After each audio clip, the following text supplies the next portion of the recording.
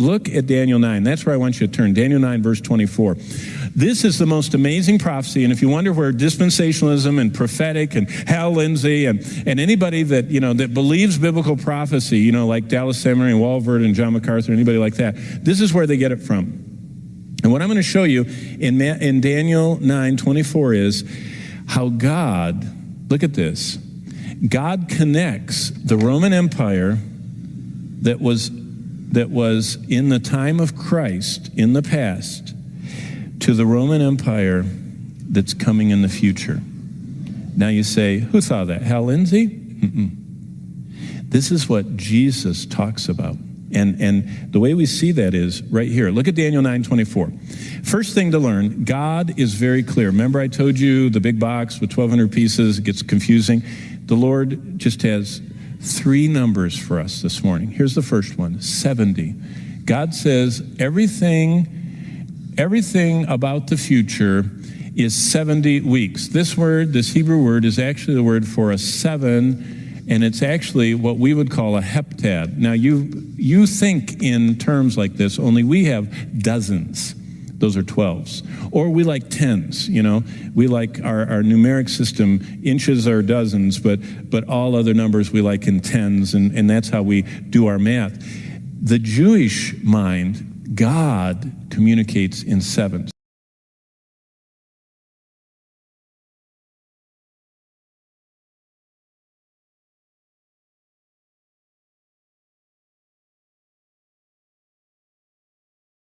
And it says 70 weeks are determined to do all this stuff. And he continues and he says, know therefore, from the command to restore and build Jerusalem until Messiah the Prince, that's Jesus Christ, will be 7 weeks and 62 weeks. Back to our simple numbers. I told you there's only 4 of them. 70 weeks, and he says, will be 7 and 62. Now, does 70 equal 7 plus 62? Yes or no? What's missing? Okay, now let me show you, because right there is why Calvary Bible Church is a dispensational church, which means we believe what the Bible says. Look at this. From the command to restore and build Jerusalem. What is that? That's Nehemiah chapter 2, verses 1 through 8. That is when Artaxerxes allowed Nehemiah, his cupbearer, to go back and rebuild the walls and make Jerusalem a sovereign place with with gates and walls and someone that's governing it living inside. It hadn't been that way. But that command actually happened. If you can even look it up on, the most unreliable source of all, Wikipedia, and it'll tell you that it's 445 or 444 BC. And like a broken clock, it's right twice a day, And so that occurred in 445 BC. Until Messiah the Prince, there shall be 7 weeks and 62 weeks. So God says there are 70 somethings. Well, 445 BC, when was Jesus crucified? Well, either, depending on, if you listen to Chuck Swindoll or Dallas Seminary or John MacArthur or whoever, it's somewhere between 30 and 33 AD. And that's because of the lunar, Passover, it's a lunar calendar, and to have Friday be the day he's crucified, you have to look for when that would be. And because of that, 30 or 33 AD is the common conservative view. 445 BC, so you have 445 years, you get 30 more. Wow. That means that these weeks are not weeks of days or weeks of weeks. They're years. Heptads are years. So what it's saying is God has, back up here, right there it is. God says, I have 70 weeks. I have 490 years. 490 years planned until the world ends. Now, do you see where everybody, gets all these wild, zany ideas? Watch what happens.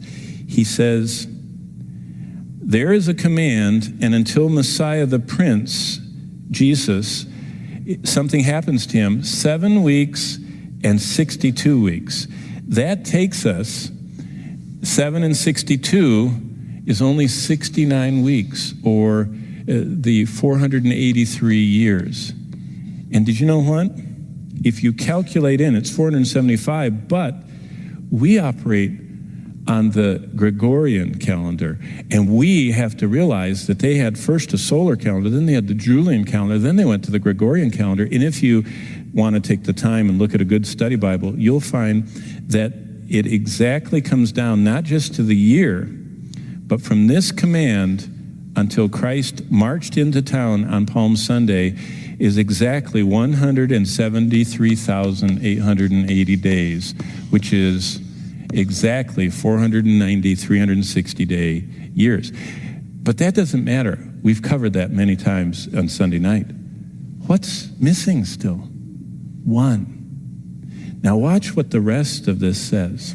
And after the 62 weeks, Messiah shall be cut off. So if you had the other verse, it's 7 and 62. So after 69 weeks, 483 years, Messiah will be cut off. What's that? It's the crucifixion. Now look at this. This is what we're getting to Jesus' quote. Not for himself. Jesus was a substitute. And the people of the prince who is to come, anybody can figure this out. The people that destroyed Jerusalem and the temple, who was that in AD 70? Who killed 1.1 million Jews? And who leveled the city of Jerusalem? And who quelled the Jewish revolt? Rome. So when it says the people, it's Rome. The Roman Empire. That's the people who destroyed the city and the sanctuary after Jesus was crucified.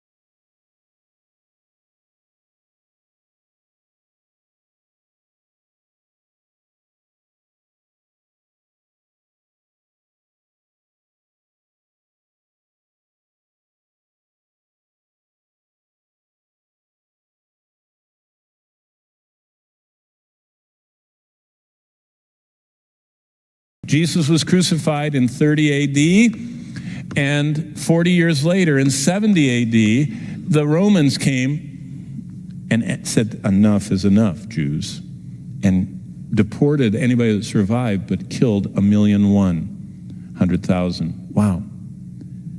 But notice what it says.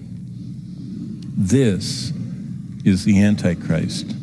This is the one who is the worst human that will ever live. He is the prince of the people who destroyed the city and the sanctuary. Now, look what Jesus says about him. Then he, who is the he? Here, he's called the prince that will come. If we had enough time and I took you through chapter 7, chapter 8, chapter 11, he's called a lot of other names. He's called the little horn. He's called the one with the fierce countenance. He is called the abomination that makes desolate. Do you remember when we looked in Matthew 24? Jesus said, when you see this abomination that causes desolation in the temple, what temple would he be in? Well, look what happens. He, the Antichrist, or the beast of chapter 13 of Revelation, he confirms a covenant with many. How many? Well, how many Muslims are there? 1.2 billion. How many Jews are there? 7 million. This man, not only is the Antichrist, not only the worst human that ever lived, he's also the smartest and most clever. And you know what he gets? He gets the 1.2 billion Muslims to shake hands with Israel. And they say, you can build that temple you always wanted up there in Jerusalem. You can build it. Not just that. He allows them to sacrifice and offer to God. Do you want to know what would cause World War III today? If you got the Jews up by the Dome of the Rock, slitting some lamb's throat and burning it, all Muslim hell would break loose for that. This man, he makes a peace covenant with Israel and the world. How does he make it? He is the prince who is to come of the Roman. This is where, if you've ever heard of the revived Roman Empire, the dispensationalists didn't think of it. God says it. But what is it? Well, there are 70 weeks.